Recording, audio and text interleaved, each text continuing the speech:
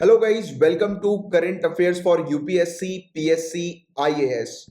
Guys, अगर आप UPSC civil services की तैयारी कर रहे हैं या किसी भी स्टेट सिविल सर्विसेज एग्जामिनेशन की तैयारी कर रहे हैं तो बिल्कुल सही जगह पर आप आए हैं। यहां पर सभी सोर्सेज से न्यूज को कवर किया जाता है, जैसे कि the Hindu, Indian express, times of India, live mint जैसे जो न्यूज़पेपर्स होते हैं उनकी न्यूज को कवर किया जाता है। पीआईबी की रिपोर्ट्स को डिस्कस करते हैं। राज्यसभा टेलीविजन में जो भी इंपॉर्टेंट डिबेट्स डिस्कशन आती हैं उनको लेक्चर के दौरान कवर किया जाता है। Even EPW, down to earth Yojana जैसी जो मैगजीन्स होती हैं उनके आर्टिकल्स को भी कवर करते हैं। तो आप डेली रेगुलर अगर क्लासेस को अटेंड करेंगे, रिलीजियसली क्लासेस को फॉलो करेंगे तो आपको 100% गारंटी सक्सेस मिलेगी और आपका 100% गारंटी सिलेक्शन होगा। और 100% गारंटी सिलेक्शन का बकायदा प्रूफ दिया जाता है। नीचे डिस्क्रिप्शन पर आपको प्रूफ्स मिल जाएंगे। आप चेक कर सकते हैं कि previous year civil services examination में हमने जो टॉपिक्स कवर कराए थे उन्हीं से रिलेटेड क्वेश्चंस बने हैं। तो फटाफट चैनल को सब्सक्राइब कर लीजिए अगर आपने सब्सक्राइब नहीं किया है तो। इवन हम लोग काफी सारे हाई क्वालिटी जनरल स्टडीज के कोर्सेज भी ऑफर करते हैं। तो आने वाली स्लाइड्स में आपको कोर्सेज की डिटेल्स भी मिल जाएगी और हमारे दूसरे चैनल्स की इंफॉर्मेशन भी आपको प्रोवाइड करा दी जाएगी आने वाली स्लाइड्स में। और गाइस, नीचे डिस्क्रिप्शन पर टेलीग्राम के चैनल की लिंक भी आपको मिल जाएगी, आप उस चैनल को भी ज्वाइन कर सकते हैं। प्लस डिस्कशन ग्रुप भी है जहां पर काफी सारे सिविल सर्विसेज के एस्पिरेंट्स मौजूद हैं जो कि डेली बेसिस पर अपने जो भी डाउट्स वगैरह जो होते हैं उनको डिस्कस करते हैं। तो आप उसको ज्वाइन कर सकते हैं। तो फुल फोकस के साथ स्टार्ट करते हैं करंट अफेयर्स की क्लास को। बट बिफोर दैट ये कुछ कोर्सेज की डिटेल्स और हमारे चैनल्स की डिटेल्स हैं।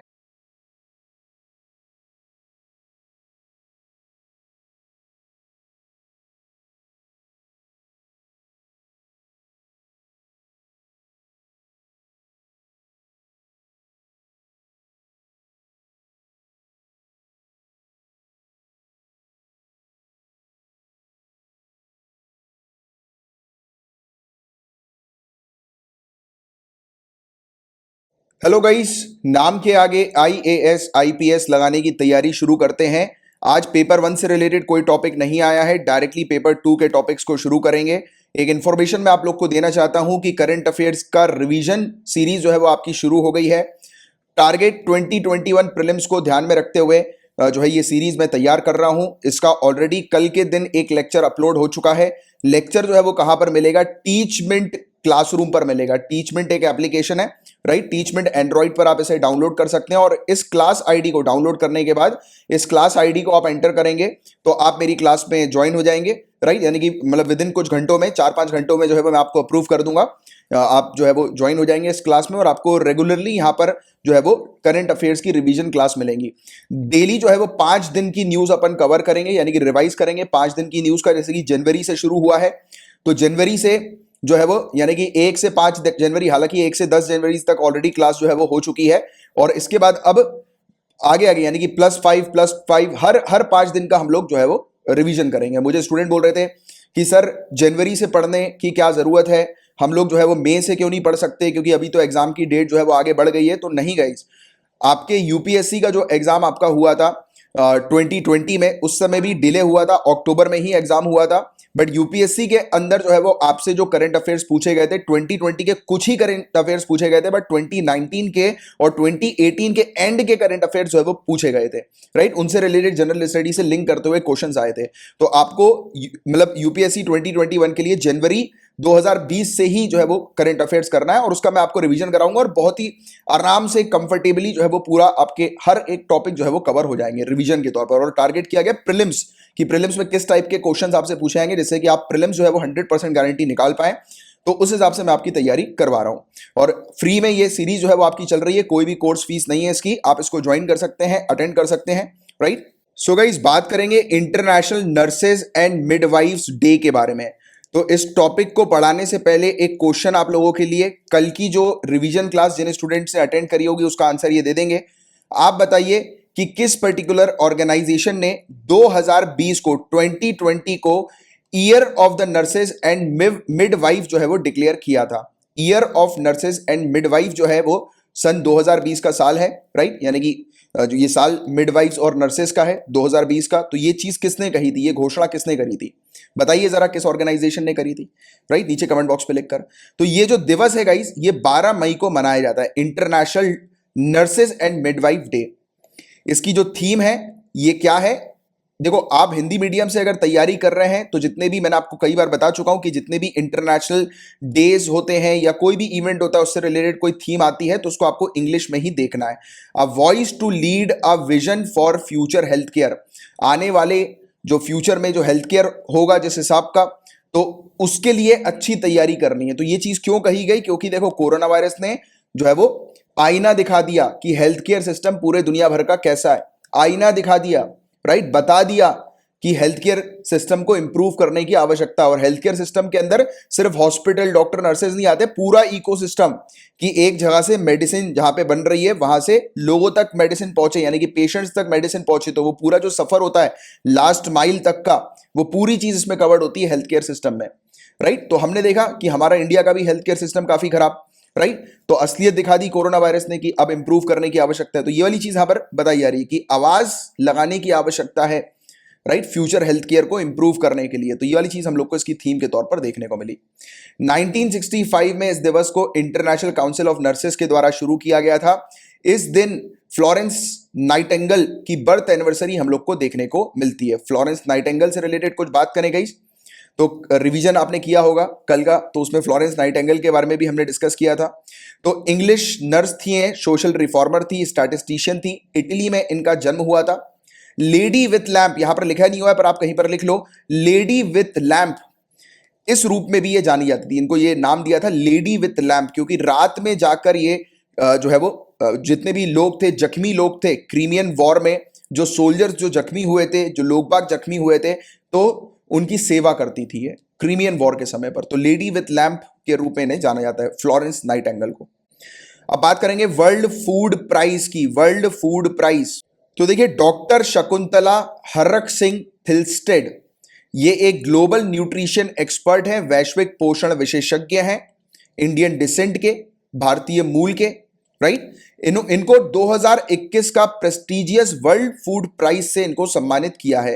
इन्हें वर्ल्ड फूड प्राइज मिला है 2021 का, क्योंकि इन्होंने रिसर्च करी थी। किस चीज की रिसर्च करी थी, कि holistic nutrition sensitive approaches aqua culture और फूड सिस्टम की तैयार करनी है। यानी कि इन्होंने कुछ अप्रोचेस के बारे में बताया था कि किस प्रकार से एक्वा कल्चर और फूड सिस्टम में हम लोग न्यूट्रिशन को ध्यान में रखते हुए जो है वो करें, यानी कि कार्य करें, यानी कि ऐसा सिस्टम बनाएं, चाहे वो फूड सिस्टम का हो या एक्वा कल्चर का हो, जिसमें न्यूट्रिशन को ध्यान में रखा जाए। यानी कि मेन जो सेंटर में जो चीज होनी चाहिए वो न्यूट्रिशन की होनी चाहिए, राइट। क्योंकि हमारी कंट्री की भी अगर हम लोग बात करें और ऑल ओवर वर्ल्ड की भी हम लोग बात करें, तो माल न्यूट्रिशन, कुपोषण एक बड़ी समस्या है। इवन सस्टेनेबल डेवलपमेंट गोल जो है यूनाइटेड नेशन का, जो टोटल 17 सस्टेनेबल डेवलपमेंट गोल है, उनमें से एक गोल ये भी कहता है एंड हंगर, भुखमरी को खत्म करो 2030 तक। तो भुखमरी जो है और कुपोषण जो हम लोग को, माल न्यूट्रिशन जो देखने को मिल रहा है, वो बहुत बड़ी प्रॉब्लम है। तो उसको रिजॉल्व करने के लिए इन्होंने कुछ अप्रोचेस बताई हैं, राइट। वर्ल्ड फूड प्राइज के बारे में थोड़ी सी चर्चा करें गाइस। तो वर्ल्ड फूड प्राइज एक इंटरनेशनल ऑनर हम लोग को देखने को मिलता है, जो कि रिकॉग्नाइज करता है एक इंडिविजुअल के अचीवमेंट को, यानी कि कोई व्यक्ति पूरे दुनिया भर में खाने की अवेलेबिलिटी, क्वांटिटी, क्वालिटी को इंप्रूव करने के लिए काम करता है, यानी कि ओवरऑल ह्यूमन डेवलपमेंट के लिए इस प्रकार से काम करता है, खाने को ध्यान में रखते हुए, यानी कि फूड क्वालिटी, क्वांटिटी को इंप्रूव करने के लिए वेरियस रिसर्च कंडक्ट करता है, राइट, अचीवमेंट हासिल करता है। तो ऐसे व्यक्ति को रिकॉग्नाइज करते हुए ये अवार्ड जो है वो दिया जाता है। कौन सी फील्ड कवर्ड है इस अवार्ड के अंदर, तो फूड सप्लाई, पूरे दुनिया भर का फूड सप्लाई, जिसके अंदर plants, animal, soil science, food science and technology, nutrition, right, rural development, ये सब एरियाज कवर है। और अभी जिनको ये अवार्ड मिला है, तो कभी कभी स्टेट सिविल सर्विस पूछ लेती है डायरेक्टली नाम कि किनको अवार्ड मिला है, किस फील्ड में मिला है। तो न्यूट्रिशन की फील्ड में आप थोड़ा सा ध्यान में रखना, शकुंतला जी को ये अवार्ड मिला है। एलिजिबिलिटी क्या होती है कि कौन कौन व्यक्ति एलिजिबल होते हैं, तो कोई भी इंडिविजुअल किसी भी रेस का हो, रिलीजन का हो, नेशनलिटी का हो या पॉलिटिकल बिलीफ रखता हो, सभी के लिए ये ओपन है। कैश प्राइज भी इस अवार्ड के साथ दिया जाता है, $2.5 लाख। और वर्ल्ड फूड प्राइज फाउंडेशन, विश्व खाद्य पुरस्कार फाउंडेशन, इनके द्वारा प्रस्तुत किया जाता है, जिसमें 80 से भी ज्यादा कंपनीज इंडिविजुअल हम लोग को एज अ डोनर्स के तौर पर देखने को मिलती हैं।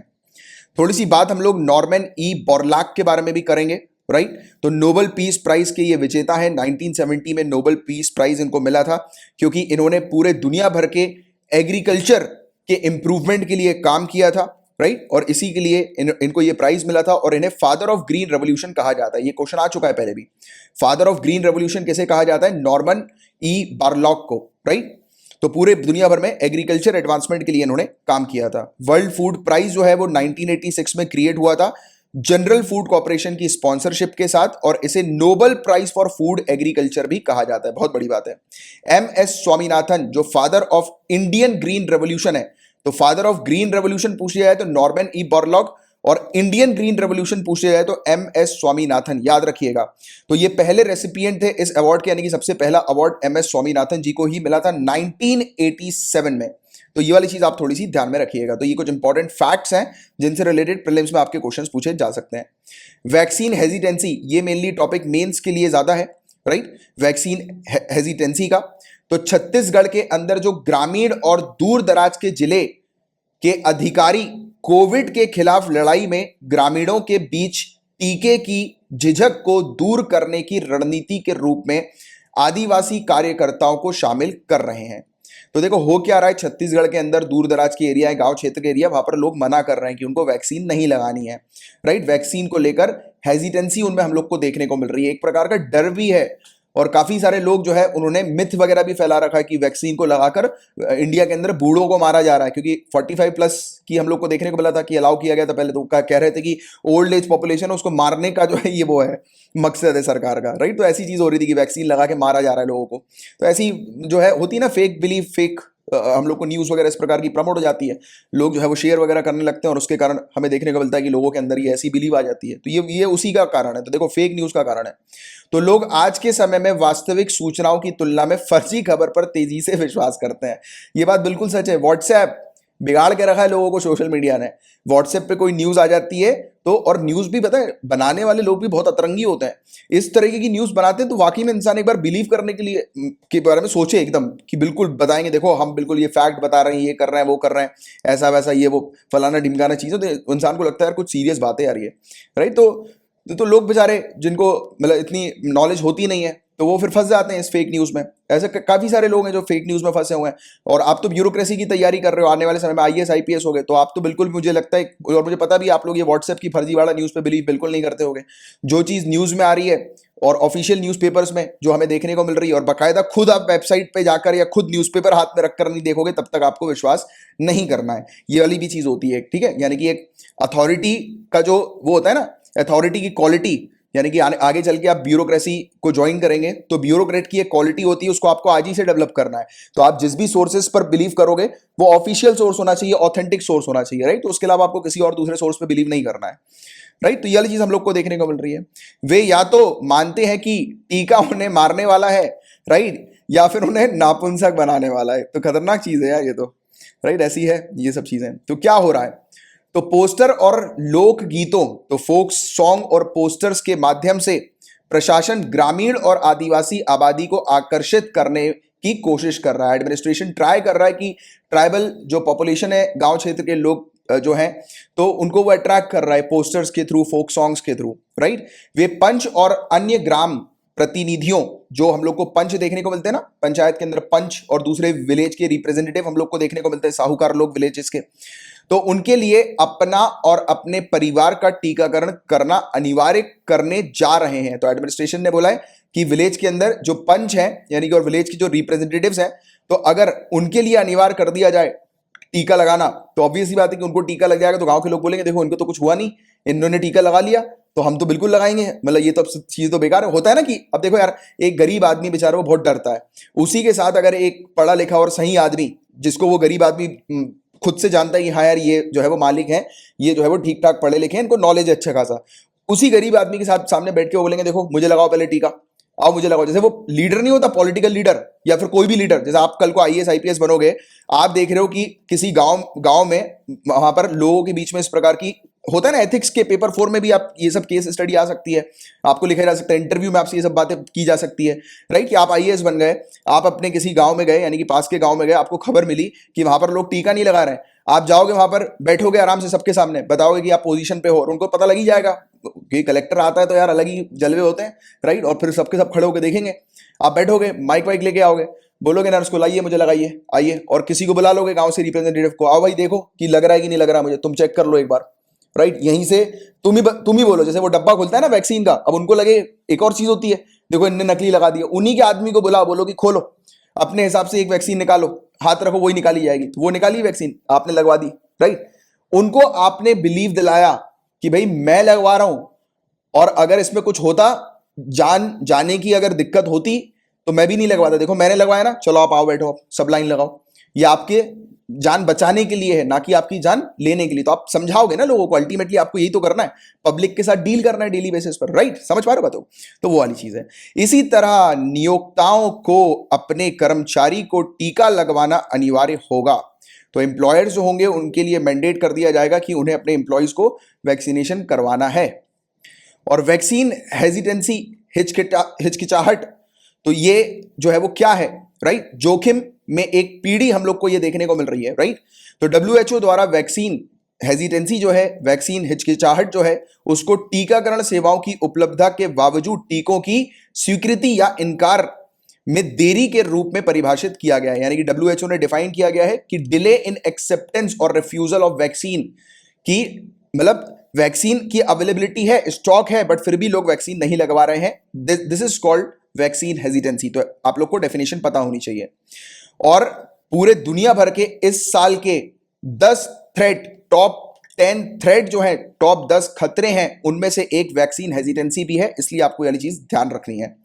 चिंता वाली बात क्या है, तो महामारी के खिलाफ हमारे युद्ध में, राइट, तो वैक्सीन जो है वो एक एसेंशियल वेपन हम लोग को देखने को मिलता है, एसेंशियल वेपन है वैक्सीन, राइट, महामारी के इस युद्ध में, राइट, महामारी से लड़ने के लिए। और टीकों को स्वीकार करने में किसी भी तरह की हिचकिचाहट महामारी को नियंत्रित करने के हमारे प्रयास पर नकारात्मक परिणाम देगी। तो हम लोग जो इतनी मेहनत कर रहे हैं, कंट्रोल करने की कोशिश कर रहे हैं, और लोग वैक्सीन नहीं लगाएंगे, तो ऑब्वियसली बात है जितने भी प्रयास किए हैं वो पूरे के पूरे जीरो हो जाएंगे, विफल हो जाएंगे। तो आज की डेट में क्या करना चाहिए इस प्रॉब्लम को रिजॉल्व करने के लिए, तो आपको 3 पॉइंट्स पता होने चाहिए। एक तो लोगों के बीच में कॉन्फिडेंस डेवलप करना है, राइट, जनता को विश्वास दिलाना है, राइट, और प्रोएक्टिवली एड्रेस करना है कारणों को, कि जो वैक्सीन से रिलेटेड हेजिटेंसी जो लोगों के बीच में हो रही है, लोग जो नहीं लगवाना चाह रहे हैं वैक्सीन, उसके एक्चुअल में क्या रीजन है, पहले वो कलेक्ट करो, क्योंकि रीजन पता नहीं लगेगा तब तक एक्शन नहीं ले पाएंगे टारगेटेड एरियाज पर। और लोगों को अवेयर करो कि भैया वैक्सीन आपको कुछ नहीं करेगी, राइट, वैक्सीन जो है वो आप ही के लिए, आपकी जान बचाने के लिए। तो ये 3 पॉइंट्स बस आपको ध्यान में रखना है, ठीक है। अब बात करेंगे जुवेनाइल जस्टिस एक्ट 2015 के बारे में। तो इसके बारे में हम लोग बात करते हैं, किशोर न्याय जे अधिनियम 2015। तो हाल ही में विशेषज्ञों ने चेतावनी देते हुए कहा है कि कोविड-19 के दौरान अनाथ हुए बच्चों को गोद लेने की अपील करने वाली सोशल मीडिया पोस्ट गैर कानूनी है। आज की डेट में सोशल मीडिया पोस्ट हम लोग को देखने को मिल रही है जो कि अपील कर रही है कि कोविड-19 के समय पर जो बच्चे अनाथ हो गए हैं, क्योंकि काफी सारे बच्चों ने अपने फैमिली को खो दिया, बहुत दुख की बात है ना, और तो उन बच्चों को जो है वो लोग अडॉप्ट कर लें, राइट। तो ये वाली जो पोस्ट है इस प्रकार की इलीगल है। तो ऐसी बेसिकली वार्निंग एक्सपर्ट्स ने दी है। तो एक्टिविस्ट जो हैं उन्होंने वार्न किया है कि ऐसी जो पोस्ट है वो इलीगल है, और जुवेनाइल जस्टिस एक्ट 2015 के सेक्शन 80 और 81 के तहत ही हमें इलीगल देखने को मिलती है, जो कि प्रोहिबिट करती हैं कि किसी भी प्रकार की ऑफरिंग या receiving children outside the process laid down under the act as well as their sale and purchase. मतलब कि कोई भी ऐसी प्रक्रिया का प्रचार करना, प्रमोट करना, ऑफर करना मतलब प्रचार करना, कि कोई भी ऐसी प्रक्रिया ऑफर नहीं होनी चाहिए, चाहे वो ऑनलाइन हो ऑफलाइन हो, जो कि कानून के दायरे में नहीं आती। क्योंकि कानून के अंदर जिस चीज के बारे में मेंशन है कि किस पर्टिकुलर प्रक्रिया के थ्रू जो है वो अडॉप्ट करना है बच्चों को, या किसी प्रकार की सेल और परचेज वाली जो चीज होती है इस प्रकार की बच्चों की, तो ऐसी चीजें जो होती हैं वो इलीगल हो जाती हैं, अनटिल अनलेस कि कानून के दायरे में ना हो, तो क्योंकि ये सब चीजें, क्योंकि ऑनलाइन इस प्रकार की पोस्ट को प्रमोट करना वो इस पर्टिकुलर कानून के दायरे में नहीं है, ऐसी प्रोसेस, राइट। तो ये वाली चीज यहां पर बताई जा रही है। और ऐसे एक्ट्स अगर होते हैं, यानी कि ऐसे इस प्रकार से लोग अगर करते हैं, तो उनके खिलाफ कार्रवाई होती है, 5 साल की उनको सजा या फिर 1 लाख रुपए का उनको जुर्माना जो है वो भरना होता है। प्रोसीजर क्या है, अगर जैसे कि हम बात करें, चलो ठीक है, सोशल मीडिया के थ्रू ये पोस्ट कर रहे हैं तो वो इलीगल है, बट एक्चुअल प्रोसीजर क्या है ये आपको जानना जरूरी है, यही तो एग्जाम में पूछा जाएगा। तो प्रोसीजर क्या फॉलो करना चाहिए जब भी किसी अनाथ बच्चे को अडॉप्ट करना है, तो if someone has information about a child in need of care, मतलब कि किसी के पास इंफॉर्मेशन है कि यार कोई बच्चा जो है वो अनाथ है और उसको देखभाल की आवश्यकता है, राइट, तो then they must contact one of 4 agency, तो फिर उस व्यक्ति को 4 एजेंसी में से किसी एक एजेंसी को कांटेक्ट करना होगा, राइट। ये चीज बहुत काम की है आपके लिए, कभी कभी डायरेक्टली पूछ लिया जाता है 1098 नंबर जो है, चाइल्ड लाइन नंबर जो है वो क्या है, ये इंटरव्यू में पूछा गया है ऑलरेडी, तो 1098 नंबर, या फिर district child welfare committee, district child protection officer, या हेल्पलाइन जो state commission for protection of child rights की हम लोग को देखने को मिलती है। इन 4 में से किसी भी एक जगह पर कांटेक्ट कर लो, प्रॉब्लम जो है वो सॉल्व हो जाएगी। अथॉरिटी जो है फिर वो प्रोसेस की देखभाल करेंगे, राइट, क्योंकि इसके लिए अथॉरिटी बनाई गई है। Following this CWC child welfare committee, CWC, right, will access the child, right, and place him or her in the immediate care of specialised adoption agency. तो फिर पहले जाएंगे CWC के अधिकारी, बच्चों से मिलेंगे, देखेंगे, चेक करेंगे कि मतलब किसी प्रकार की इलीगल चीज तो नहीं हो रही, राइट, बच्चों के एडॉप्शन के लिए। तो वो सब चीजें चेक करने के बाद ये क्या करेंगे, ये अलाउ कर देंगे, पहले तो बच्चे को जो है वो भेजेंगे स्पेशलाइज्ड एडॉप्शन एजेंसी के पास, और फिर बाद में जो है वो उस प्रक्रिया को शुरू कर दिया जाएगा जिसमें कि बच्चे जो हैं उनको माँ बाप मिल सके, यानी कि उनकी देखभाल करने के लिए लोग उनको अडॉप्ट करने के लिए कांटेक्ट कर सकें। When there is a child without a family, अगर कोई बच्चा है बिना फैमिली के, तो स्टेट बिकम्स द गार्जियन, तो फिर जो राज्य जो होता है वो बेसिकली उसका गार्जियन बन जाता है उसकी देखभाल करने का बच्चे की। तो यह चीज आपको ध्यान में रखनी है कि अगर किसी बच्चे के माँ बाप नहीं है तो फिर वो स्टेट की रिस्पॉन्सिबिलिटी है, इस पर्टिकुलर हमारे इंडिया की रिस्पॉन्सिबिलिटी है, इंडियन गवर्नमेंट की रिस्पॉन्सिबिलिटी है कि उस बच्चे की देखभाल करें, राइट। और दूसरे ऑप्शंस क्या अवेलेबल हैं चाइल्ड केयर के, तो एडॉप्शन की बात करें तो सिर्फ इकलौता एडॉप्शन ही ऑप्शन नहीं है, उसके अलावा भी हम लोग को और ऑप्शन देखने को मिलते हैं, जैसे कि बच्चे जो हैं जिनके चाचा चाची वगैरह, राइट, हम लोग को देखने को मिलते हैं, मामा मामी वगैरह हम लोग को देखने को मिलते हैं जो कि उनकी देखभाल कर सकते हैं। बच्चे जो है वो कांटेक्ट कर सकते हैं उनके दूसरे फैमिली मेंबर्स वगैरह को, राइट, जिसके पास भी वो रहना चाहते हैं, राइट, तो वाली चीज हम लोग को देखने को मिलती है। तो इस प्रकार से भी हो सकता है। और इस प्रकार की सर्कमस्टेंसेज में जब बच्चे की देखभाल करने वाला कोई नहीं है तो ये बहुत ज्यादा आवश्यक है, बहुत इंपॉर्टेंट है कि उस बच्चे की देखभाल करना, राइट, यानी कि केयर करना। और आज की डेट में क्या करना चाहिए, यानी कि समय की आज की डेट में क्या मांग है, तो ये टाइम है फोकस करने का किंगशिप केयर के ऊपर। किंगशिप केयर मतलब रिश्तेदार, कि रिश्तेदार जो है वो बच्चे की देखभाल करें, राइट। और ministry of women and child development और जितनी दूसरी कंसर्न स्टेट डिपार्टमेंट्स हम लोग को देखने को मिलती हैं, इन्हें तुरंत जो है वो रूल्स रेगुलेशंस इस प्रकार के निकाल देने चाहिए, राइट, किंगशिप केयर प्रोग्राम से रिलेटेड, और इसे जुवेनाइल जस्टिस एक्ट के अंडर शामिल कर देना चाहिए कि जब भी किसी बच्चे के माँ बाप अगर अनाथ हो जाते हैं तो उसके फैमिली मेंबर्स जो है बच्चे के, उनकी रिस्पॉन्सिबिलिटी जो है वो कर देनी चाहिए कि वो उनकी देखभाल करें, राइट। तो ऐसा करना चाहिए, राइट, बच्चे के लिए, बच्चे के मतलब आगे भविष्य के लिए। तो ये वाली चीज है, इसके बारे में आप लोग को एक आइडिया होना चाहिए। अब गाइस बात कर लेते हैं जुवेनाइल जस्टिस एक्ट के बारे में प्रॉपर तरीके से। तो to comprehensively address children in conflict with law and children in need of care, right, तो केयर एंड प्रोटेक्शन। तो देखो ये किस चीज पर काम करती है, जो भी बच्चे हैं जिनको आवश्यकता है देखभाल की, या फिर किसी पर्टिकुलर क्राइम के चलते बच्चे जो हैं, यानी कि होता है ना कि जुवेनाइल एक्ट के थ्रू हम लोग को देखने को मिलता है, जैसे कि कोई अगर बच्चा जो होता है 18 साल से कम की उम्र का, तो उसने अगर कोई गंभीर अपराध भी कर दिया होता है तो भी उसको फिर जुवेनाइल केयर में जो है वो रखा जाता है, राइट। तो ये वाली चीज हम लोग को देखने को मिलती है कि अगर क्राइम वगैरह भी उससे हो जाता है तो भी उसको जो है वो रेगुलर जेल्स में नहीं डाला जाता है, तो यानी कि ऐसी जगह पर उनको रखा जाता है जिस जगह पर वो सीख सके, राइट, यानी कि जो उन्होंने किया है वो गलत है, क्योंकि ऐसा माना जाता है कि बच्चे जो है वो ग्रोइंग एज पे होते हैं, उनको एक्चुअली में पता नहीं होता कि उनके लिए क्या सही है क्या गलत है, अनजाने में कई बार बच्चों से क्राइम हो जाता है, राइट, तो वाली चीज भी होती है। तो it mandate setting up juvenile justice board, तो इसके अंदर इस कानून के तहत हम लोग को जुवेनाइल जस्टिस बोर्ड देखने को मिलता है, किशोर न्याय बोर्ड, और चाइल्ड वेलफेयर कमिटीज, बाल कल्याण समिति हम लोग को देखने को मिलती है हर एक डिस्ट्रिक्ट के अंदर। Point to be noted, her district के अंदर इस कानून के तहत ये दो चीज हैं, जुवेनाइल जस्टिस बोर्ड और child welfare committee. Both must have at least one women member each, यानी कि दोनों में ही एक महिला सदस्य होनी जरूरी है, कम से कम एक महिला सदस्य। कारा की बात करें, यह भी बहुत इंपॉर्टेंट है। कारा सेंट्रल एडॉप्शन रिसोर्स अथॉरिटी, केंद्रीय दत्तक ग्रहण संसाधन प्राधिकरण। ये बेसिकली इसको स्टैट्यूटरी स्टेटस इस कानून के तहत प्रोवाइड किया गया है, जिससे कि ये और बेहतर तरीके से और इफेक्टिव तरीके से जो है वो कार्य कर सके। कारा के आपने एडवर्टीजमेंट वगैरह भी देखे होंगे, बच्चे अडॉप्शन अगर करने हैं तो कारा के थ्रू सर्टिफाइड ही होने चाहिए, राइट, एडॉप्शन।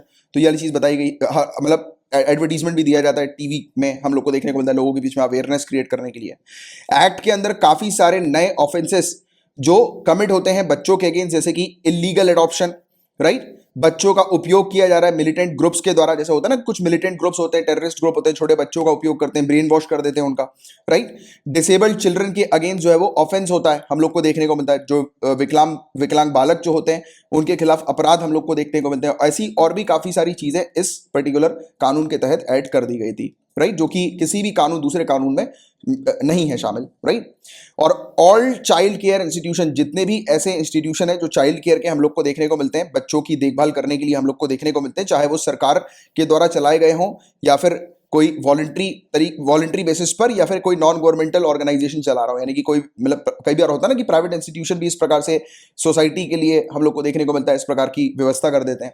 तो कोई वॉलंटरी बेसिस पर चला रहा हो, या सरकार की तरफ से हो या नॉन गवर्नमेंटल ऑर्गेनाइजेशन की तरफ से हो, तो उसके लिए मैंडेटरी है इस कानून के तहत कि उसे 6 महीने के अंदर अंदर जो है वो रजिस्टर कराना होगा, राइट। और कोई भी इस प्रकार से का चाइल्ड केयर इंस्टीट्यूशन जो कि रजिस्टर नहीं है, तो वो जो है वो इलीगल माना जाएगा और उस इंस्टीट्यूशन को चलाने वाले के खिलाफ सख्त कार्रवाई की जाएगी इस कानून के तहत, ठीक है। तो ये वाली चीज है जिसके बारे में आप लोग को एक आइडिया होना चाहिए। अब हम लोग बात करेंगे चौथे इंडिया स्विस फाइनेंशियल डायलॉग के बारे में। Fourth India Swiss financial dialogue, कल मुझे कोई स्टूडेंट ने मैसेज किया था, रेगुलर स्टूडेंट ही थी वो, उन्होंने बोला था कि सर इंटरनेशनल रिलेशंस के लिए टॉपिक्स बताइए करंट अफेयर्स के। तो ये टॉपिक्स जो मैं पढ़ाता हूँ वो सभी के होते हैं। ये देखो, ये वाला टॉपिक आईआर का है, इंडिया और स्विट्जरलैंड के बीच में कैसे रिलेशन है, उसको अभी हम लोग थोड़ी देर में जानेंगे। और अभी आपको बता दें कि चौथा हम लोग को इंडिया स्विस फाइनेंशियल डायलॉग देखने को मिला, वर्चुअली हुआ था ये, वीडियो कॉन्फ्रेंसिंग के थ्रू। डायलॉग्स के दौरान, वार्ता के दौरान क्या क्या बातें हुई, तो उसकी बात करते हैं। तो देखो, काफी चीजों में, काफी एस्पेक्ट में इंडिया और स्विट्जरलैंड मिलकर कोलैबोरेट करेंगी, जैसे कि इन्वेस्टमेंट की फील्ड में IFSCA international financial service centre authority की फील्ड में मिलकर काम करेगी, national investment and infrastructure fund NIIF में, फिनटेक में, सस्टेनेबल फाइनेंस में और क्रॉस बॉर्डर फाइनेंशियल सर्विसेज में। इन एरियाज पर इंडिया और स्विट्जरलैंड मिलकर काम करेंगी, ऐसी बातचीत हुई अभी रिसेंटली। और जो भी मामला हम लोग को देखने को मिलता है G20 से रिलेटेड, इंटरनेशनल मॉनेटरी फंड से रिलेटेड, टैक्स चैलेंजेस से रिलेटेड, राइट, जो कि इकोनॉमी के अंदर डिजिटाइजेशन जो हम लोग को देखने को मिल रहा है उसके चलते उभर रहे हैं, ऐसी चीजें, राइट, तो वो भी डिस्कस हुई। और मतलब इंफ्रास्ट्रक्चर फाइनेंसिंग से रिलेटेड भी बातचीत हुई, राइट।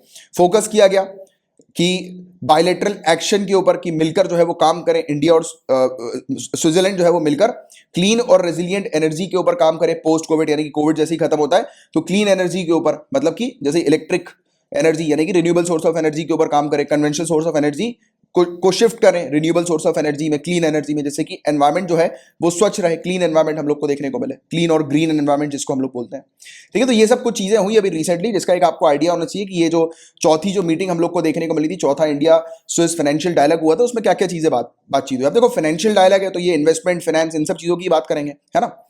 और इंडिया और स्विट्जरलैंड के रिलेशन कैसे हैं, तो पॉलिटिकल रिलेशन पहले जानते हैं, राजनीतिक संबंध की बात करते हैं। तो ट्रीटी ऑफ फ्रेंडशिप हुई थी इंडिया और स्विट्जरलैंड के बीच में, न्यू दिल्ली में, ये 1948 में साइन हुई थी। ट्रीटी ऑफ फ्रेंडशिप, दोनों कंट्री के बीच में अब संबंध यहां से शुरू हुए। इंडिया की पॉलिसी जो नॉन अलाइनमेंट की देखने को मिली थी, आपको पता होगा इंडिया की नॉन अलाइनमेंट की पॉलिसी थी एक, राइट, हमें देखने को मिला था जब दो सुपर पावर थी, USSR और USA, राइट, जब ये दोनों आपस में लड़ रही थी तो हमने बोल दिया था हम किसी का भी जो है वो साथ नहीं देंगे, हम अलग ही हैं, राइट। थर्ड वर्ल्ड हम लोगों ने क्रिएट कर लिया था। तो ये आपने इंटरनेशनल रिलेशंस में पढ़ा होगा, राइट, नॉन अलाइनमेंट पॉलिसी के बारे में काफी डिटेल में, तो वही वाली चीज यहाँ पर बताई जा रही है। तो जो पॉलिसी थी नॉन अलाइनमेंट की और स्विट्जरलैंड की ट्रेडिशनल पॉलिसी ऑफ न्यूट्रलिटी हम लोग को देखने को मिली थी। तो इस चीज के कारण दोनों कंट्रीज के बीच में क्लोज अंडरस्टैंडिंग डेवलप हुई, मतलब कि जो हमारी जो सोच थी, अप्रोच थी उस समय कि दो सुपर पावर जो भिड़ रहे हैं, पूरी दुनिया दो पार्ट्स में डिवाइड हो गई है, उस समय हमें किसी का भी साथ नहीं देना, हमें न्यूट्रल रहना है। वैसे ही स्विट्जरलैंड की भी ये पॉलिसी थी न्यूट्रल रहने की, राइट। इकोनॉमिक रिलेशंस की बात करें तो इंडिया और स्विट्जरलैंड बायलैटरल इन्वेस्टमेंट ट्रीटी हम लोग को देखने को मिलती है, ये अंडर नेगोशिएशन है, मतलब इस पर बातचीत अभी चल रही है, ये फाइनलाइज नहीं हुई है। नेगोशिएशन जो है वो और भी एरियाज पर हम लोग को देखने को मिल रहा है। TEPA, India EFTA, trade and economic partnership agreement, right, तो इस पर भी हम लोग को नेगोशिएशन देखने को मिल रहा है, राइट, इस पर भी बातचीत जारी है। यूरोपियन फ्री ट्रेड एसोसिएशन, जो कि एक इंटर गवर्नमेंटल, ये यूरोपियन फ्री ट्रेड एसोसिएशन जो है ये इंटर गवर्नमेंटल ऑर्गेनाइजेशन है। आइसलैंड, लिचेनस्टीन, नॉर्वे और स्विट्जरलैंड की ये हम लोग को इंटर गवर्नमेंटल ऑर्गेनाइजेशन देखने को मिलती है। तो इंडिया जो है वो इसके साथ ट्रेड और इकोनॉमिक पार्टनरशिप एग्रीमेंट कर रही है, राइट, मतलब कि ये जो हम लोग को 4 कंट्रीज देखने को मिल रही है, इनके साथ इंडिया जो है वो अपने ट्रेड को आगे बढ़ाएगी, इस पर इंडिया जो है वो बातचीत कर रही है। These countries are not part of European Union, ध्यान में रखना ये कंट्री यूरोपियन यूनियन की पार्ट नहीं है। With which India is negotiating a separate trade agreement, नहीं तो फिर हम लोग यूरोपियन यूनियन के साथ ट्रेड एग्रीमेंट करते हैं, और वैसे हमारा है ही ऑलरेडी यूरोपियन यूनियन के साथ ट्रेड एग्रीमेंट, बट हम लोग इनके साथ अलग से कर रहे हैं क्योंकि यूरोपियन यूनियन की ये मेंबर नहीं है, और इसलिए हम लोग इनको अलग से यूरोप के अंदर टारगेट कर रहे हैं, ये 4 कंट्रीज को। और India European Union broad based trade and investment agreement जो है, राइट, यूरोपियन यूनियन के साथ हमारा, तो वाली चीज हम लोग को देखने को मिल रही है। अब दूसरे एरिया में क्या कॉपरेशन है, तो इंडिया और स्विट्जरलैंड की जॉइंट रिसर्च प्रोग्राम हमें देखने को मिलती है, जो कि हमने 2005 में शुरू किया था। स्किल ट्रेनिंग हम लोग को देखने को मिलता है, काफी सारे इंस्टीट्यूट्स हैं दोनों कंट्री के जो कि कोलैबोरेट करते हैं, right. Highest standard of skill training India के अंदर प्रोवाइड कराते हैं, यानी कि स्विट्जरलैंड अपने मॉडल्स के बारे में बताता है कि उसने क्या मॉडल्स अपनी कंट्री में उपयोग किए लोगों की स्किल्स को बढ़ाने के लिए, डेवलप करने के लिए, वो सब चीजें वो बताता है। भारतीय skill development campus university Jaipur में है। Indo Swiss centre of excellence जो पुणे में हम लोग को देखने को मिलता है। वोकेशनल ट्रेनिंग सेंटर जो आंध्र प्रदेश में है। तो इसमें इंडिया और स्विट्जरलैंड की भागीदारी, कोलैबोरेशन हम लोग को देखने को मिलता है।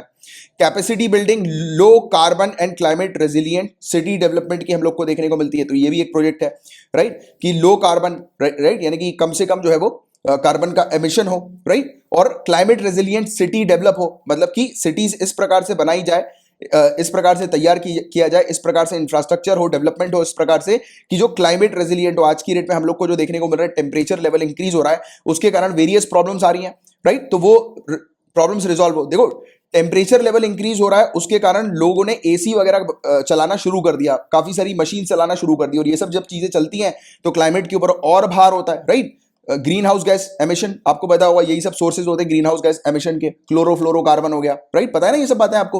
तो एसी से ये सब चीजें निकलती है। ऊपर से जब एसी चला रहे, कूलर चला रहे, तो क्या हो रहा है, बिजली पावर का कंजम्पशन ज्यादा हो रहा है। पावर का कंजम्पशन जब ज्यादा होगा तब क्या होगा, कोयला ज्यादा जलेगा। कोयला ज्यादा जलेगा तो क्या होगा, एनवायरमेंट में कार्बन डाइऑक्साइड को एमिट करेगा। तो इस प्रकार की लिंक्स आपको बिल्कुल पॉइंट बाय पॉइंट याद रहनी चाहिए, और कुछ नहीं करना, याद करने की जरूरत ही नहीं है। अंडरस्टैंडिंग को ब्रॉड करो, जैसे ही आपकी अंडरस्टैंडिंग ब्रॉड हो जाएगी, कॉन्सेप्ट क्लियर हो जाएंगे, तो ऑटोमेटिकली आप अपने आप जो है वो, जैसे आगे जो है, मतलब मान के चलो कि एक टॉपिक आपको दे दिया जाएगा, उस टॉपिक पे आप कुछ नहीं तो 250 छोड़ो 1200 वर्ड्स आप लिख डालोगे, एक टॉपिक पे बोल्ड डालोगे, इतने सारे पॉइंट्स आपके पास कलेक्ट होने चाहिए। और डोंट वरी, टेंशन वाली बात नहीं है, ये ड्यूरिंग द प्रिपरेशन हो जाता है, राइट, क्योंकि कल को आप अपने आप को ये सोचो ना कि आप जब आईएएस ऑफिसर बनोगे तो आपको खड़े होकर लोगों को स्पीच देना होगा, लोगों को मोटिवेट करना होगा, लोगों को वेरियस चीजों के बारे में बताना होगा।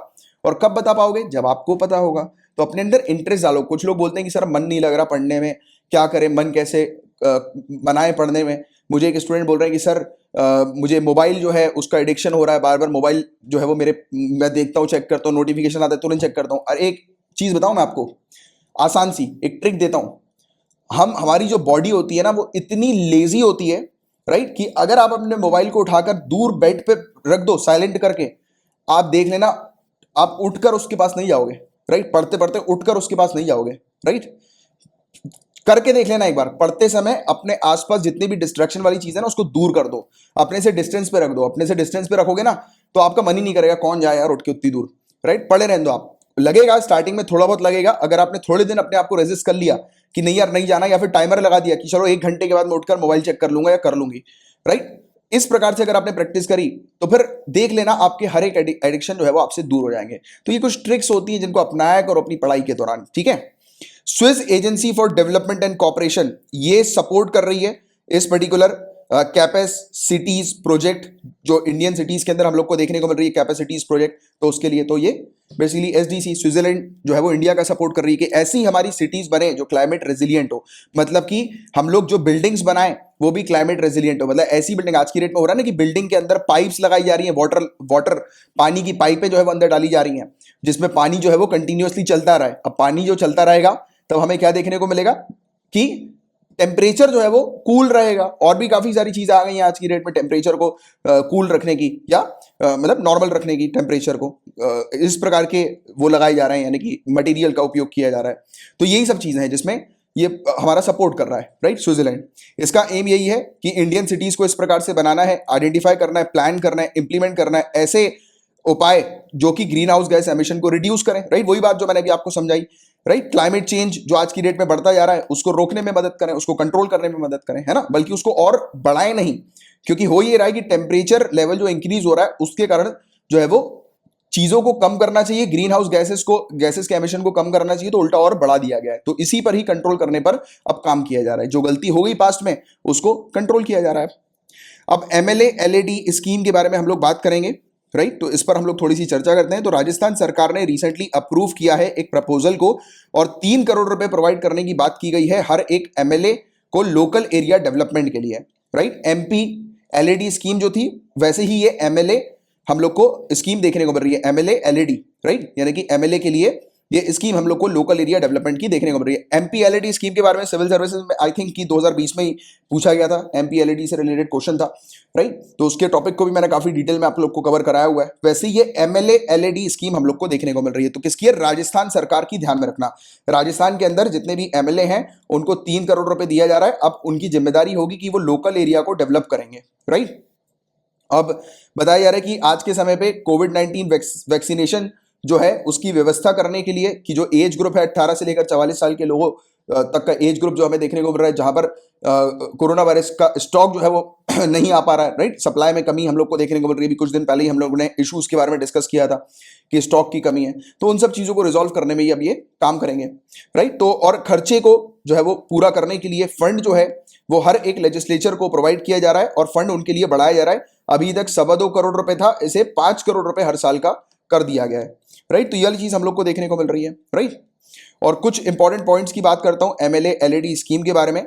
तो ये स्टेट का वर्जन है केंद्र सरकार की एमपी एलईडी जो स्कीम है, उसी के तौर पर हम लोग को देखने को मिलता है। जैसे कि केंद्र सरकार की member of parliament local area development scheme जो है ना, एमपी एलईडी स्कीम, तो वैसे ही एमएलए एलईडी स्कीम हम लोग को देखने को मिलती है। ऑब्जेक्टिव ये है इस स्कीम का कि लोकल जो नीड्स हैं, नीड बेस्ड इंफ्रास्ट्रक्चर, तो वो क्रिएट करना, राइट। यानी कि लोकल एरिया में जिस प्रकार के डेवलपमेंट की आवश्यकता है वो आवश्यकता को पूरा करना, राइट। वहां पर एसेट्स वगैरह लेकर आना, जैसे कि वहां पर पानी की समस्या है तो वाटर टैंक की फैसिलिटी करवाना, राइट। ये सब चीजें इस प्रकार की। एजुकेशन में पीछे है वो एक एरिया, तो वहां पर स्कूल्स वगैरह ओपन करवा देना, कॉलेजेस वगैरह ओपन करवा देना। तो इस प्रकार की फैसिलिटी करना कि लोकल एरिया के डेवलपमेंट के लिए ये स्कीम जो है वो इंप्लीमेंट की जाती है रूरल एरियाज में भी और अर्बन एरियाज में भी। याद रखना, स्टेट के अंदर एमएलए जो है उनको पैसा नहीं मिलता किसी भी प्रकार का। इस स्कीम के तहत कहा जाता है कि एमए को पैसा अलॉट हुआ है, बट उनके पास जाता नहीं है। गवर्नमेंट डायरेक्टली पैसा ट्रांसफर करती है रिस्पेक्टिव लोकल अथॉरिटीज को, यानी कि जिस भी डिपार्टमेंट का वो प्रोजेक्ट होगा उस डिपार्टमेंट के पास जो है वो एमएलए सिर्फ जो है वो सील साइन लगाकर फॉरवर्ड कर देंगे, और फिर उस डिपार्टमेंट के पास जो है वो पैसा आ जाएगा। मतलब कि एमएलए के पास पैसा नहीं आता, एमएलए के पास पैसा आएगा तो पैसा दबा देंगे, राइट। वैसे ही घोटाला तो होता ही है, बट इसमें भी घोटाला कहीं ना कहीं कुछ ना कुछ तो होता ही है। कई, मैं ऐसा नहीं कहता हमेशा होता है, हर एक व्यक्ति करता है, हर एक एमएलए करता है, एमपी करता है, मैं ऐसा बिल्कुल नहीं कहता, बट हाँ कुछ है, राइट। तो वो वाली चीज हम लोग को देखने को मिलती है, बट कुछ हमारे यहाँ थोड़े से ज्यादा भी हैं। चलो एनीवेज, जो भी लेजिस्लेचर्स हम लोग को देखने को मिलते हैं वो सिर्फ रिकमेंड कर सकते हैं कार्य को कि उनकी जो कॉन्स्टिट्यूएंसी है तो उसमें किस प्रकार के डेवलपमेंट करने हैं, और फिर उस कंसर्न जो डिपार्टमेंट को जो है प्रोवाइड करा दिया जाता है, राइट, सौंप दिया जाता है कार्य। फिर वो डिपार्टमेंट की जिम्मेदारी होती है उस कार्य को पूरा करना, और फिर वहां के जो एमएलए होते हैं मॉनिटर करते हैं कि कार्य जो है वो पूरा हो रहा है कि नहीं हो रहा, राइट, तो कितनी प्रोग्रेस में है। और जो अमाउंट होता है जो एमएलए को दिया जाता है वो राज्यों पर वेरी करता है, स्टेट टू स्टेट वेरी करता है, राइट। दिल्ली के पास सबसे ज्यादा पैसा एलोकेट होता है एमएलए एलईडी के अंदर, राइट। और हर एक एमएलए जो है उनको 10 करोड़ रुपए हर साल प्रोवाइड किया जाता है। कंपैरेटिवली 5 करोड़ रुपए हम लोग को देखने को मिलता है जो अभी बढ़ाया गया राजस्थान के अंदर। वैसे दूसरी स्टेट में ऑलरेडी 5 करोड़ है, काफी सारी स्टेट के अंदर, राइट। दिल्ली के अंदर 10 करोड़ दिया जाता है एमएलए को। और जो निर्देश देंगे MLA, right, local area development के लिए, तो वो भी उनकी जो गाइडलाइंस होती है वो भी डिफर करती है, क्योंकि वो डिपेंड करता है ना लोकल एरिया डेवलपमेंट। अब लोकल एरिया की जैसी नीड्स होंगी उसके अकॉर्डिंग वो गाइडलाइन जारी करेंगे। जैसे कि दिल्ली के अंदर एमएलए हम लोग को देखने को मिलता है वो फॉगिंग मशीन के ऊपर काम करते हैं, कि फॉगिंग मशीन को उन्होंने रिकमेंड किया हुआ है कि डेंगू के मच्छरों को रोकने के लिए जो मशीन आती है, सीसीटीवी कैमरा वगैरह इंस्टॉल करने के उन्होंने सिफारिश वगैरह दी है। ऐसी चीजें वो डिपेंड करता है कि लोकल एरिया में किस चीज की आवश्यकता है, राइट। विधायक द्वारा एमएलए द्वारा विकास कार्यों की सूची देने के बाद जिला प्रशासन द्वारा शासन के वित्तीय, तकनीकी एवं प्रशासनिक नियमों के अनुसार उनका निष्पादन किया जाता है। जैसे मैंने आपको बताया कि फिर वो जो डिस्ट्रिक्ट अथॉरिटीज जो होती है, यानी कि वो कंसर्न डिपार्टमेंट जो होता है, फिर उसके पास कार्य आ जाता है, राइट। उसके पास फिर जो भी उसको फाइनेंशियल नीड्स की आवश्यकता होती है, फिर वो जो है वो अपने मतलब नीड्स की डिमांड करते हैं, कि फाइनेंस की डिमांड करते हैं कि इसमें इतना खर्चा हो रहा है, और उसके हिसाब से फिर वो कार्य जो है वो अपना शुरू करते हैं। तो वो कंसर्न फिर डिपार्टमेंट का रोल हो जाता है, राइट। फिर एमएलए का क्या रोल बचता है? एमएलए का रोल बचता है कि फिर उन्हें जो है वो जाकर चेक करना होता है, समय समय पर वो मॉनिटर करते हैं, है ना, प्रोजेक्ट्स को। तो इस तरीके से आपको चीजों को समझना है। एमपीएलएडी की बात करें हम लोग, member of parliament local area development scheme की, तो ये सेंट्रल सेक्टर स्कीम है। दिसंबर 1993 में इस स्कीम को अनाउंस किया गया था। इनिशियली ये scheme ministry of rural development के कंट्रोल में थी, फिर बाद में अक्टूबर 1994 में इसे ट्रांसफर कर दिया गया ministry of statistics and programme implementation. Very important point, MPLAD scheme किस मिनिस्ट्री के अंडर आती है? आपको ध्यान में रखना है, ministry of statistics and programme implementation. ऐसे क्वेश्चन उठते हैं, ठीक है, तो ये चीज ध्यान में रखिएगा। अगर ऐसा आ जाए कि इनिशियली किस पर्टिकुलर मिनिस्ट्री के अंडर थी एमपीएलएडी स्कीम, तो रूरल डेवलपमेंट, राइट। तो ये चीज आपको ध्यान में रखना है। और हर साल एमपी को 5 करोड़ रुपए दिए जाते हैं, 2 इंस्टॉलमेंट में, 2.5 करोड़ रुपए हर 6 महीने में हम लोग को देखने को मिलता है। और फंड जो होता है एमपीएलएडी स्कीम का, वो नॉन लैप्सेबल होता है, नॉन लैप्सेबल फंड हम लोग को देखने को मिलता है, राइट। यानी कि पूरा पैसा जो है वो उनको उनके मतलब एरिया के डेवलपमेंट के लिए खर्च करना होता है। ऑब्जेक्टिव क्या है? तो ये एमपी जो है, मैंने आपको बताया सेम वही ऑब्जेक्टिव कि एमपी जो है उनकी यानी कि वहां पे लोकल एरिया पे किस प्रकार का उनको डेवलपमेंट करना है, तो उस चीज को रिकमेंड करते हैं वो, राइट। किस प्रकार की ड्यूरेबल कम्युनिटी एसेट जो है वो क्रिएट करना है, जैसे कि पानी के टैंक हो गए, ये सब चीजें, तो उसका रिकमेंडेशन देते हैं। वो डिपेंड करता है कॉन्स्टिट्यूएंसी टू कॉन्स्टिट्यूएंसी कि मतलब उनके एरिया में किस चीज की रिक्वायरमेंट है, राइट। जैसे कि मैंने अभी आपको समझाई दिया पूरा, आपको एक आइडिया लग ही गया होगा। लोकसभा के जो सदस्य हैं वो रिकमेंड कर सकते हैं काम अपनी कॉन्स्टिट्यूएंसी के अंदर, और इलेक्टेड मेंबर जो हम लोग को राज्यसभा के देखने को मिलते हैं, वो फिर अपनी स्टेट के अंदर जो है वो रिकमेंड कर सकते हैं। Point to be noted, question आ सकता है कि लोकसभा के जो सदस्य होते हैं, राइट, तो वो जो है वो किस किस जगह के काम जो है वो कार्य जो है वो एमपीएलएडी स्कीम के थ्रू रिकमेंड कर सकते हैं, तो वो अपनी कॉन्स्टिट्यूएंसी के जहां से वो चुने गए। और राज्यसभा के सदस्य अपनी स्टेट में कहीं पर भी जो है वो रिकमेंड कर सकते हैं कार्य को, ठीक है। तो अपनी स्टेट में, जिस स्टेट के वो हम लोग को देखने को मिलते हैं, जिस स्टेट को रिप्रेजेंट करते हैं, राइट। तो ये वाली बात हम लोग को देखने को मिलती है। नॉमिनेटेड मेंबर जो राज्यसभा और लोकसभा के होते हैं, वो भी रिकमेंड कर सकते हैं हमारी कंट्री के अंदर किसी भी जगह पर कार्य को, कि किस प्रकार का कार्य होना चाहिए। और ड्यूरेबल एसेट्स के तौर पर हम लोग को क्या देखने को मिलता है, जैसे कि नेशन की प्रायोरिटी क्या है, जैसे कि पीने के पानी की समस्या को दूर करने के लिए वाटर टैंक्स वगैरह लगाना, राइट। और प्राइमरी एजुकेशन प्रोवाइड कराना, जहां पर जैसे कि चिकित्सालय वगैरह नहीं है, राइट, हेल्थ केयर फैसिलिटी नहीं है, तो वहां पर हेल्थ केयर फैसिलिटी प्रोवाइड कराना।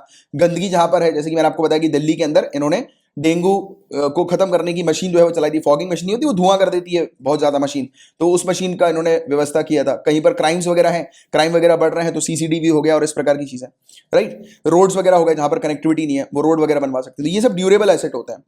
2016 से एमपीएलएडी के फंड जो है उनका उपयोग किया जा रहा है। और किस स्कीम के अंदर? स्वच्छ भारत अभियान, एक्सेसिबल इंडिया कैंपेन, सुगम्य भारत अभियान जिसको हम लोग कहते हैं, राइट। और conservation of water through rain water harvesting, यानी कि रेन वाटर हार्वेस्टिंग पर भी जो है वो पैसा लगाया जा रहा है। और संसद आदर्श ग्राम योजना, तो इस पर भी पैसा लगाया जा रहा है, ठीक है, यानी कि इस स्कीम के तहत, इनके फंड के तहत, इन सब स्कीम में। यूनियन कैबिनेट ने अप्रूवल दिया है temporary suspension of MPLAD fund during 2020 and 2021, यानी कि एमपीएलएडी फंड जो है मेंबर ऑफ पार्लियामेंट के पास जो ये फंड है वो अभी सस्पेंड हो गए हैं 2020 और 21 के लिए, और 21 और 22 के लिए। क्यों? क्योंकि कोरोना वायरस के समय पर सरकार को चाहिए पैसा, राइट, एक्सपेंडिचर करना है, खर्चा करना है, इसलिए वो बोल रहे हैं कि उन्होंने एमपी को पैसा नहीं दिया है, राइट। एमपी के जो ये फंड है एमपीएलएडी फंड, वो कोरोना वायरस के समय पर एक्सपेंडिचर को मीट करने के लिए उपयोग में लिए गए हैं, राइट। तो it is inconsistent with the spirit of the constitution as it co-opts legislator into executive functioning. तो ये बेसिकली इसका जो क्रिटिसिज्म होता है, इसकी जो आलोचनाएं होती हैं, वो कुछ इस प्रकार से होती हैं कि देखो क्या होता है, एग्जीक्यूशन का काम जो होता है वो एग्जीक्यूटिव अथॉरिटी का होता है, राइट। और लेजिस्लेचर का काम क्या होता है? कानून को बनाने का।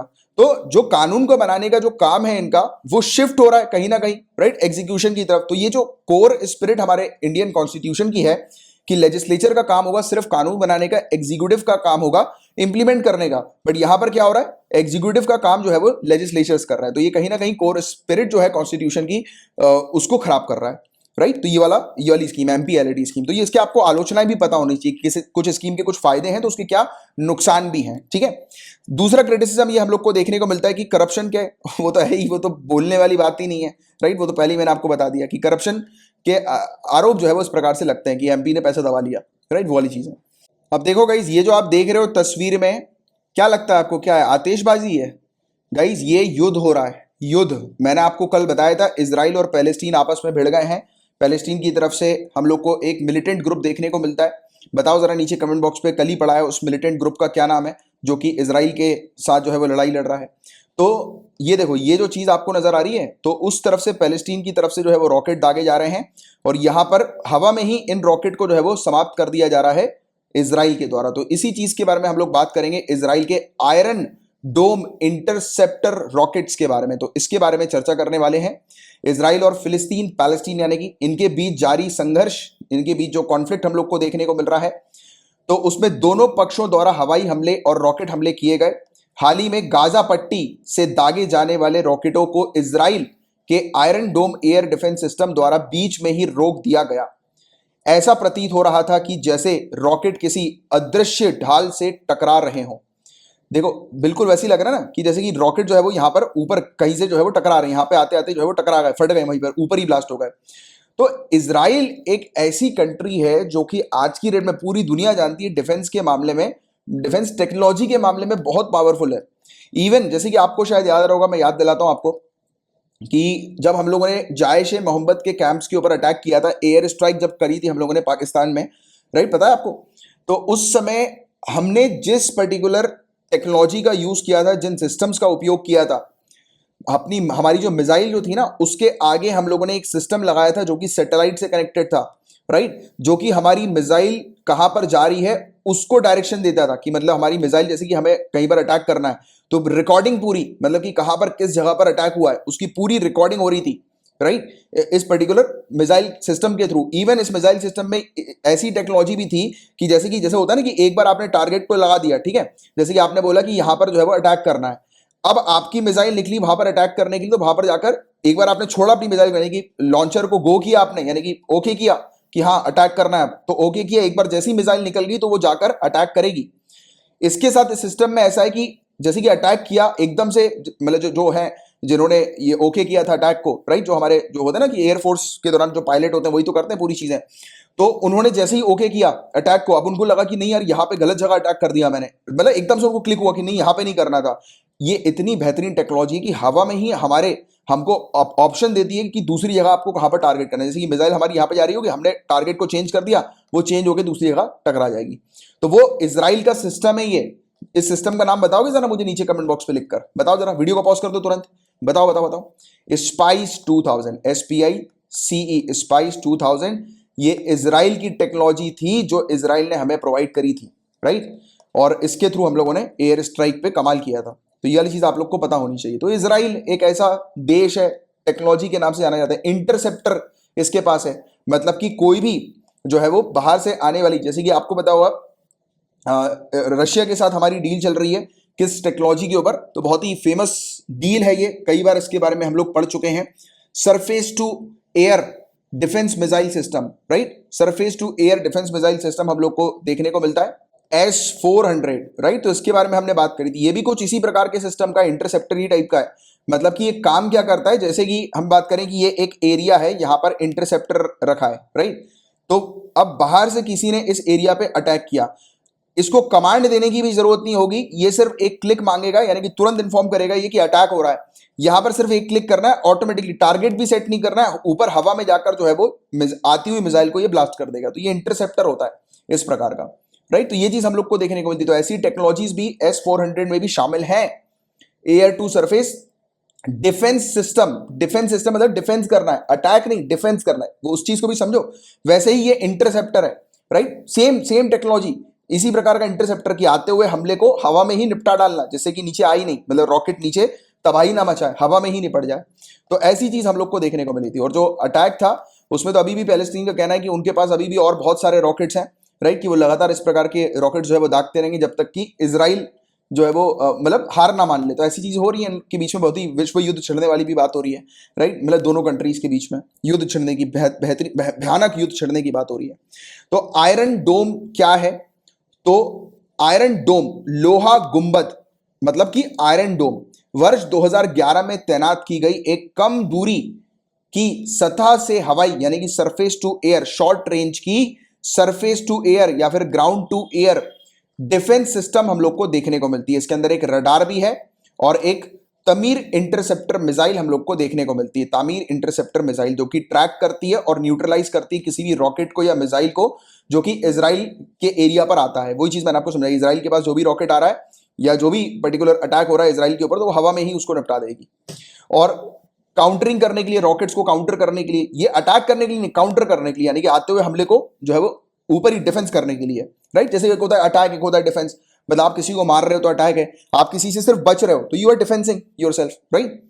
तो काउंटरिंग रॉकेट्स, आर्टिलरी और मोर्टार, सी रैम जिसको हम लोग बोलते हैं, राइट। जैसे कि एयरक्राफ्ट होते हैं, हेलीकॉप्टर्स होते हैं, अनमैन्ड एरियल व्हीकल्स होते हैं, यानी कि बिना इजराइल की इंफॉर्मेशन के अगर कोई यूएवी आता है, अनमैन्ड एरियल व्हीकल हो गया या हेलीकॉप्टर आ गया या कोई भी पर्टिकुलर एयरक्राफ्ट आ गया, तो उस पर भी ये अटैक कर सकता है। बट ये परमिशन लेगा पहले, राइट।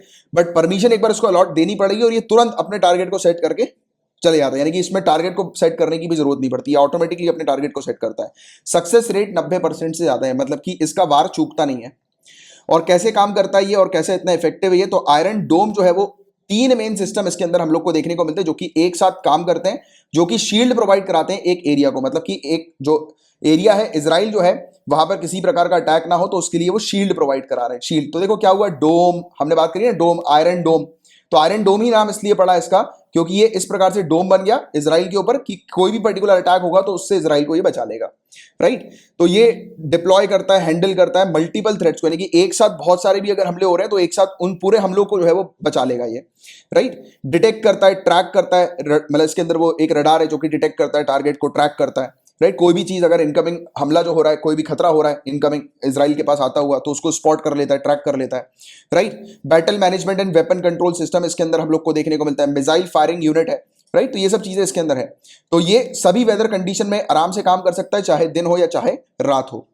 और क्या इस प्रकार का सिस्टम इंडिया के पास है? तो अभी मैं आपको S-400 की बात कर ही रहा था, देख लो यहां पर मेंशन है S-400 के बारे में। रशिया से हम लोग ले रहे हैं, यूएसए बहुत मना कर रहा है कि मत लो मत लो मत लो, और उसके बारे में मैंने आपको बता चुका हूं, एक बार लेक्चर में पढ़ाया हुआ था कि यूएसए क्यों चिढ़ा हुआ है, कि S-400 क्यों नहीं चाह रहा कि हम रशिया से लें, राइट। तो वाली चीज भी उसके बारे में पढ़ाया हुआ मैंने आपको। अगर आप रेगुलर जो स्टूडेंट्स हैं रेगुलरली फॉलो कर रहे हैं तो उस लेक्चर की लिंक जो है वो अगर आपको याद हो तो नीचे कमेंट बॉक्स पे लिख दीजिएगा, राइट। बाकी जो अभी नए नए जो स्टूडेंट जुड़े हुए हैं आगे कंटिन्यू रखिए, बहुत सारी चीजें आएंगी, ये सब टॉपिक्स फिर से रिपीट होंगे, तब और बात करेंगे। अभी का जो आपका मेन टॉपिक है वो ये वाला हम लोग को इजराइल का देखने को मिल रहा है, इस सिस्टम की बात कर रहे हैं हम लोग, आयरन डोम इंटरसेप्टर की।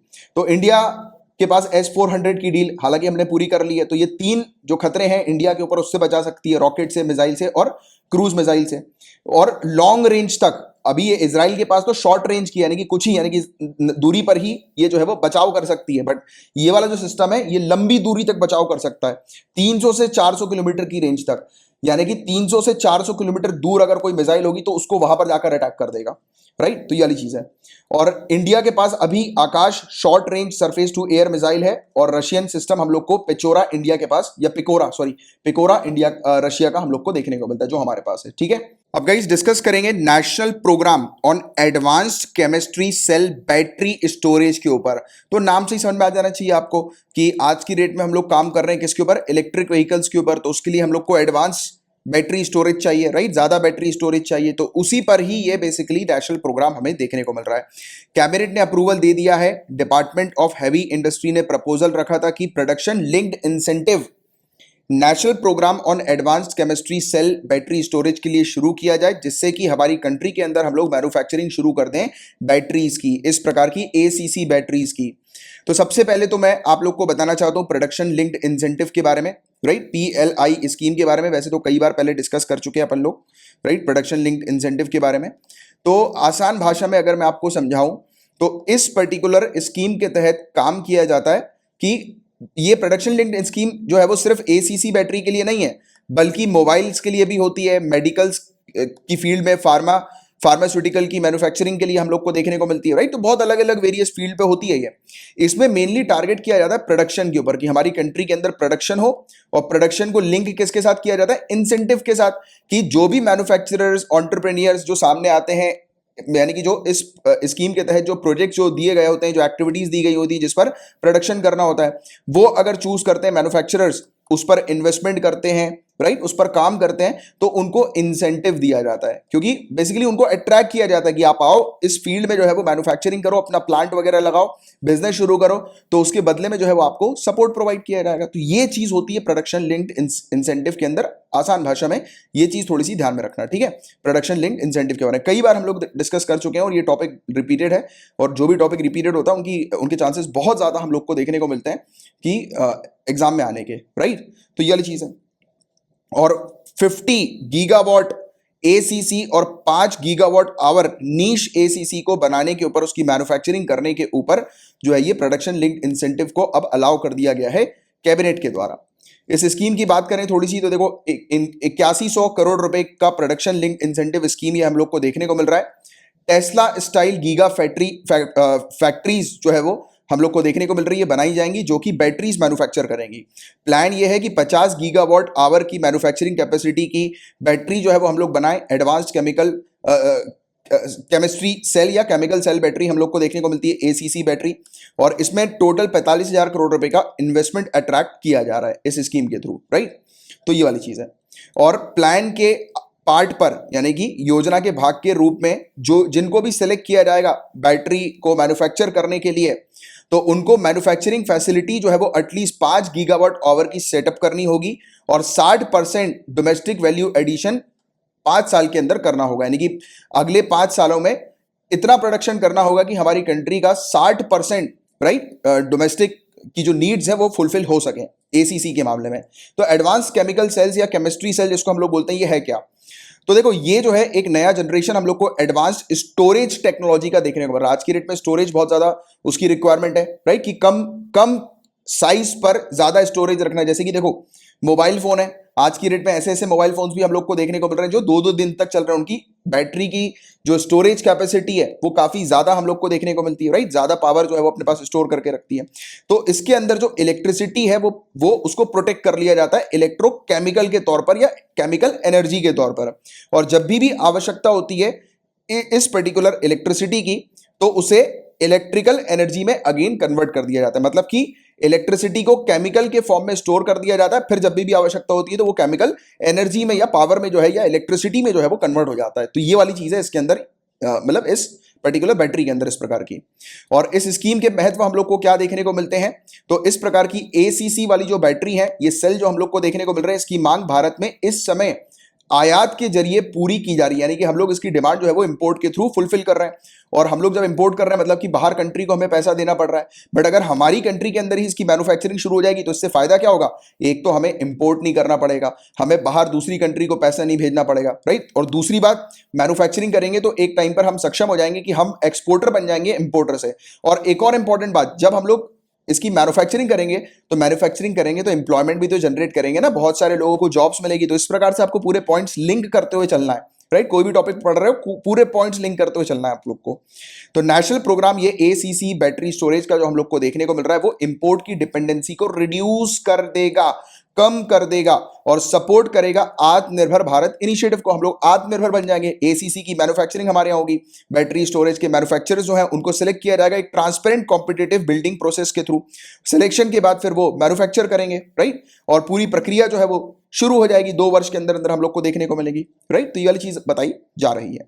तो इसी के साथ अपना ये टॉपिक खत्म होता है। आपको बता दें कि पॉलिटी का कोर्स आपके लिए अवेलेबल है, इस कोर्स को आप ज्वाइन कर सकते हैं, राइट। और एनवायरमेंट का कोर्स आपके लिए अवेलेबल है। कोर्स से रिलेटेड पूरी इंफॉर्मेशन यहाँ पर स्क्रीन पर लिखी हुई है, आप वीडियो को पॉज करके पढ़ सकते हैं। और कोर्स को ज्वाइन करने के लिए यहाँ पर पूरा लिखा हुआ है कि आपको 9713282838 मेरा ये नंबर है। इस नंबर पर जैसे एनवायरमेंट का कोर्स चाहिए आपको या पॉलिटी का कोर्स चाहिए तो आप ये सिर्फ लिख कर भेज दें, तो उसकी पूरी इंफॉर्मेशन मैं आपको दे दूंगा, डेमो क्लासेस भी दे दूंगा। वैसे ही सीसेट का कोर्स अवेलेबल है, हिस्ट्री का कंप्लीट कोर्स अवेलेबल है, तो इसको आप ज्वाइन कर सकते हैं अपनी प्रिपरेशन को और अच्छा करने के लिए, राइट, जल्दी सिलेक्शन पाने के लिए। या फिर अगर आपके अभी तक कॉन्सेप्ट्स क्लियर नहीं है टॉपिक से रिलेटेड, आप ज्वाइन कर सकते हैं, राइट। तो इसमें आपको जो है वो हेल्प मिल जाती है, राइट, कम समय में जल्दी जल्दी आप जो है वो कर लेते हैं, यानी कि आपकी प्रोग्रेस बढ़ जाती है। तो सोशियोलॉजी का ये ऑप्शन है।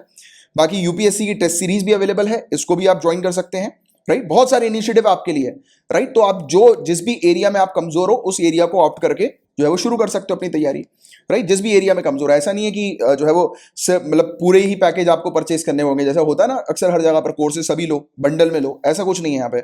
आप जिस एरिया में कमजोर हो, ये सब एरियाज हैं आपके लिए, ऑप्शंस अवेलेबल। जिस एरिया में कमजोर हो उस एरिया में अपनी तैयारी कर सकते हो। सब भी ले सकते हो, वो डिपेंड करता है। काफी सारे मेरे स्टूडेंट हैं जिन्होंने सभी कोर्स लिए हुए हैं, राइट। क्योंकि प्रिपरेशन एक ये वाली ऐसी होती है जिसमें और अच्छी क्लैरिटी मिल जाए तो क्या बुरा है, राइट। और जिस रेट में मैं आपको कोर्सेज ऑफर करता हूं, इस अफोर्डेबल रेट में और कहीं ऐसे कोर्सेज आपको नहीं मिलेंगे, राइट। और मात्र 100 रुपीज पर मंथ की फीस में आपको करंट अफेयर्स की पीडीएफ में प्रोवाइड कराता हूं। जो आप डेली लेक्चर्स देखते हैं उनकी पीडीएफ आपको मिलती है। आपको print friendly handout notes provide किए जाते हैं। वीकली कंपाइलेशन आपको प्रोवाइड किया जाता है पीडीएफ का रिवीजन करने के लिए, और आपको मंथली मैगजीन दी जाती है। इतना सब कुछ मात्र 100 रुपीज पर मंथ की फीस में। और एक ऑफर भी अवेलेबल है, इस ऑफर को भी आप ले सकते हैं। करंट अफेयर्स के क्वेश्चंस को अगर आपको प्रैक्टिस करना है तो वो फैसिलिटी भी अवेलेबल है, वो भी आप ले सकते हैं। और अगर ये सब कोर्सेज आपको चाहिए तो आप कांटेक्ट कर सकते हैं मुझसे 9713282838 पर, एसएमएस के थ्रू, व्हाट्सएप के थ्रू या टेलीग्राम के थ्रू, ठीक है। तो और मेरा रिप्लाई आपके पास विद इन 24 आवर्स आ जाएगा। तो चलिए अब हम लोग मिलेंगे नेक्स्ट लेक्चर में, तब तक के लिए bye bye, take care, have a great day ahead, Tata.